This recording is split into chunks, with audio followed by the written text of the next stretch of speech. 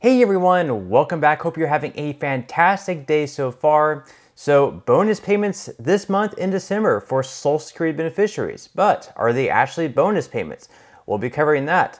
Plus, we actually have around 1 million Social Security beneficiaries receiving letters in the mail from the Social Security Administration saying that they in fact owe absurd amounts, some right around $30,000, just complete insanity. We'll be going over one senator's thoughts and his plan to solve this issue. But before we go ahead and dive into the main content of today's video, if you wouldn't mind helping me out real quickly by just giving this video a like, that just helps out with the good old YouTube algorithm, and also consider subscribing to my channel if you have not already. Also, if you would like to receive $60 in free stocks or possibly more, or $60+ in cash, in a pinned comment below, I will be leaving a link with Webull, and for a limited period of time, as long as you open an account and deposit at least 1 penny, you will be receiving 20 stocks for free. Each stock will be worth at least $3, so you will be receiving $60 or more in free stocks. If you don't want to invest at this point in time, all you got to do is sell those stocks for what they're worth and then transfer that cash right back to your bank account. Okay, so diving right into our lead story for today, this is from The Hill. So basically, Congress the other day just passed a bill which Biden is going to sign, pretty much making it so any president now or in the future cannot withdraw from NATO without Congress support. So basically, Congress is going to have to pass a bill through the House as well as through the Senate, and then be passed to the president's desk to be signed into law. We can't have Biden, Trump, or if Trump is the next 2024 president, or anyone in the future just decide themselves they want to withdraw from NATO and do it without it first passing through Congress. So according to The Hill, Congress has approved legislation that would prevent any president from withdrawing the United States from NATO without approval from the Senate or an act of Congress. The measure, spearheaded by Senators Tim Kaine, a Democrat, and Marco Rubio, a Republican, was included in the Annual Defense Authorization Act, which passed out of the House on Thursday and is expected to be signed by President Biden. The provision underscores Congress's commitment to the NATO alliance that was a target of former President Trump's ire during his term in office. The alliance has taken on revitalized importance under Biden, especially since Russia's full-scale invasion of Ukraine in February of 2022. So there it has. Obviously it had bipartisan support because it passed Congress that they were able to do this. So both sides of the aisle think that they should have this thing go through. And really, the original point in NATO was to kind of fight back against the Soviet Union. That was the whole reason that NATO was established. But of course, the Soviet Union fell in what year? It was 1991. So here we are, all these years later, 30 plus years later, and we still have NATO that was formed to fight the Soviet Union, something that fell 30 years ago. So I ask you, what exactly is the point of NATO, and should it still be around? And we can have this chart that we can see up here on the screen, and we can see the two countries that fund NATO the most as far as percentage goes in their contribution. And we can see obviously the United States funds it the most. Second most is Germany, right there with the United States. But all these other countries don't fund NATO as much as the U.S. does. So we have all this money going towards funding NATO. And again, I ask you, is it worth it? Should we continue being in NATO and contributing towards NATO? Is it worth it?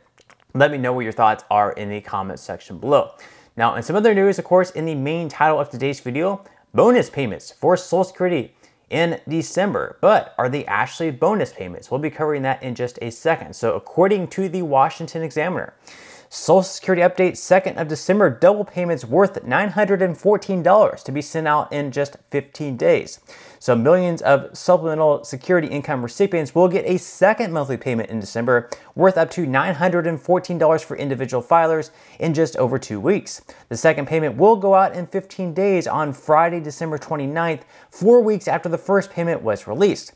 There are 2 payments sent to beneficiaries during December due to a scheduling quirk. So 2 payments in December. Is this like a bonus payment? What exactly is this payment for? Why is the Social Security Administration sending out 2 payments to this group of Social Security beneficiaries? And we can see the payment schedule up on the screen. Once again, back on Friday, December 1st, you would have received your first payment.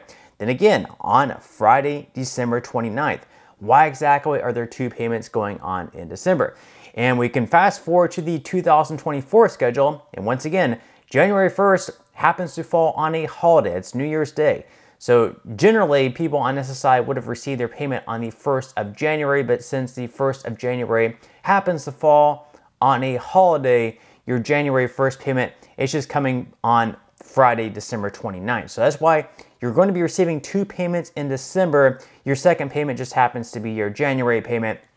So no, this isn't exactly like a bonus payment. A bonus payment would be like if the Social Security Administration decided to send a second payment, or like, I guess 13 payments in a year rather than 12 payments.